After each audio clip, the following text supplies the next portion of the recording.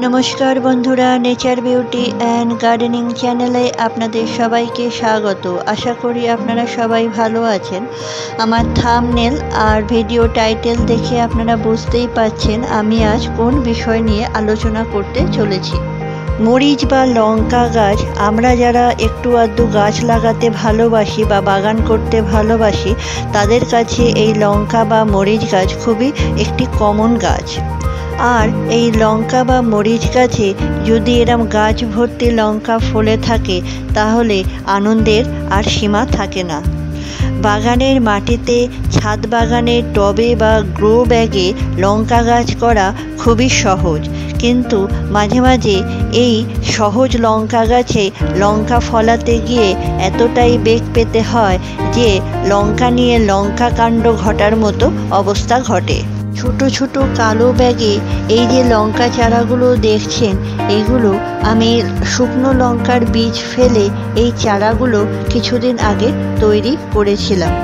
চারাগুলো কিছুটা বড় হওয়ার পর বাজার থেকে এই সাদা সাদা ছোট গ্রো ব্যাগ আমি কিনে আনি।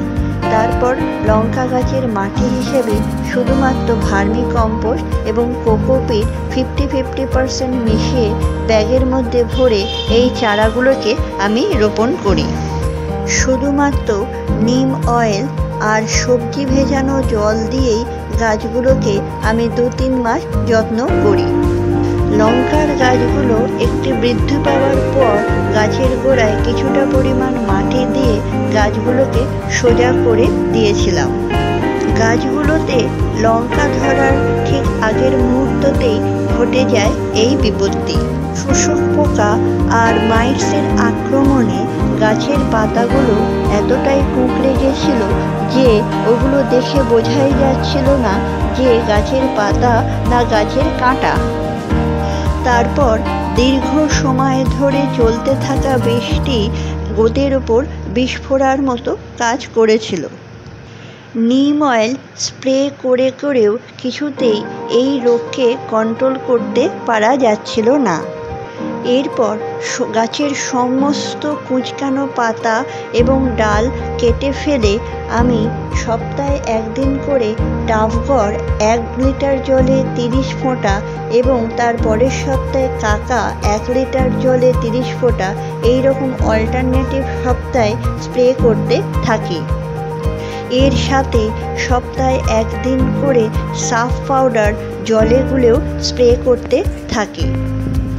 গাছে নতুন পাতা আবার বার হওয়ার পর আমি সবজি ভেজানো জল আবার দিতে থাকি। 10 দিন অন্তর এই সবজি পচানো জল দিতে থাকি। গাছের গ্রোথ একটু ভালো হলে তারপর কলার খোসা পচানো জল গাছে দেওয়া শুরু করি। এইভাবে 1 মাস ট্রিটমেন্ট করবার পর আজ আমার গাছের সিচুয়েশন দেখুন। গাছ ভর্তি ফুটে রয়েছে লঙ্কা ফুল আর গাছের মধ্যে হয়ে রয়েছে ভর্তি লঙ্কা।